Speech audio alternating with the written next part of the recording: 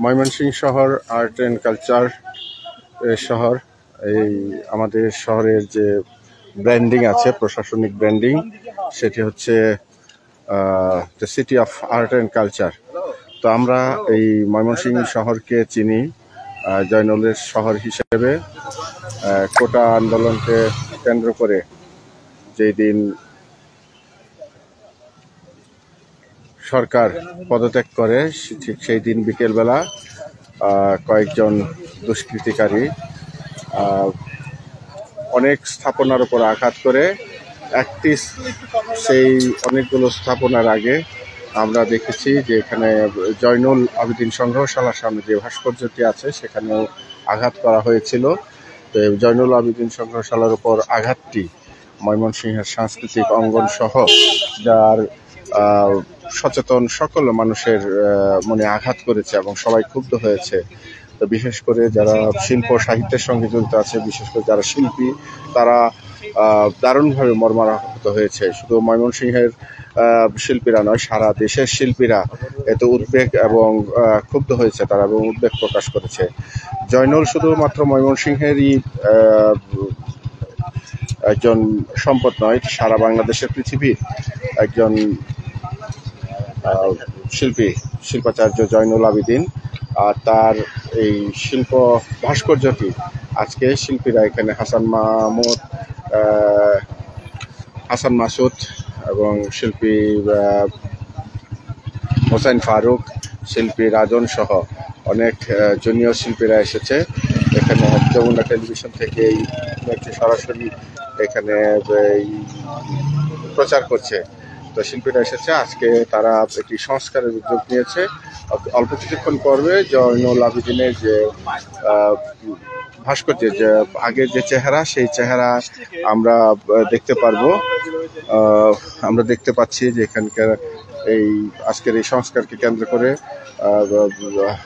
Senior junior অনেক শিল্পীরা এখানে এসেছেন। তা আমরা অল্প কিছুক্ষণ পরে জয়নুলের সেই চেহারা আবার ফিরে পাবো। পাশাপাশি অন্যান্য যে ভাস্কর্যগুলোতে আঘাত করা হয়েছে সেটির উদ্যোগ নেওয়া হবে। এবং সম্ভবত যখন বুঝতে পারছে যে এটা জয়নুলের, তখন একটা বাড়িতেই আমরা শুনতে পারছি তার পারে চলে গেছে। আমরা আর্ট ইংরেজিতে শব্দ, যে শব্দটা আছে EARTH, এই শব্দটার মাঝখানে আছে ART।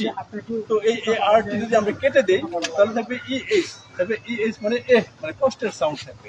সো আমাদের উচিত, আমরা যারা কালচারাল আমরা অ্যাক্টিভিটিস করি কিংবা আমরা শিক্ষা মন্ত্রণালয়ে কিংবা যারা কাজ করি শিক্ষা ব্যবস্থাপনায়, আমাদেরকে আগে জানাইতে হবে যে কোনটা ভালো, কোনটা আর্ট কি আর ভাস্কর্য কি, এটাতে কারো ক্ষতিকর কিছু না।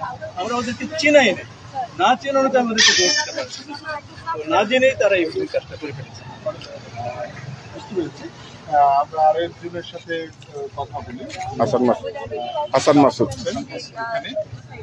এখানে আপনারা যে কাজ করছেন এই কাজের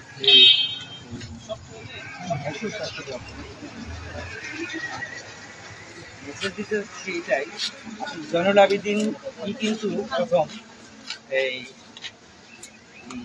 বিরোধী, বৈষম্য বিরোধী আন্দোলন শুরু করেছিলেন ঠিক 47। উনি কলকাতা থেকে চলে এসেছিলেন, কারণ তখন আমাদের দেশে এই চারু কলাটা ছিল না। চারুশিল্প কি, চারুকলাটা কি বা শিল্প কি, এটা ছিল না। উনি চেয়েছিলেন যে এই পূর্ব পাকিস্তান ভাগ হওয়ার পর বাংলাদেশে বা পূর্ব পাকিস্তান হওয়ার সাথে সাথেই এই দেশেও যাতে এরকম মাধ্যম চলে আসে এই দেশকে সুন্দর করার জন্য। বৈষম্য থাকবে কেন, তখন ভারতে আছে, বাংলাদেশে কেন হবে? এভাবেই কিন্তু আমরা তাকে আইকন বলতে পারি, এই বৈষম্য বিরোধীর আইকন। সেটা যখন তারা হয়তো ভুলক্রমেই ভেঙেছে,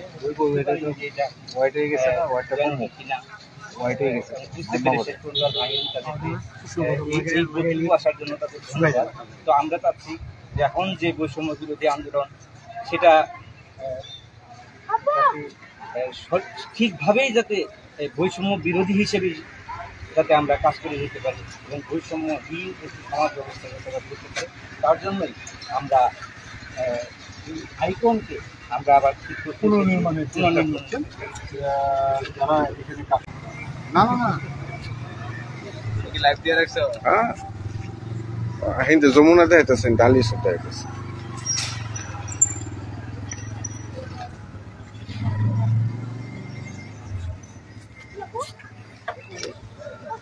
কি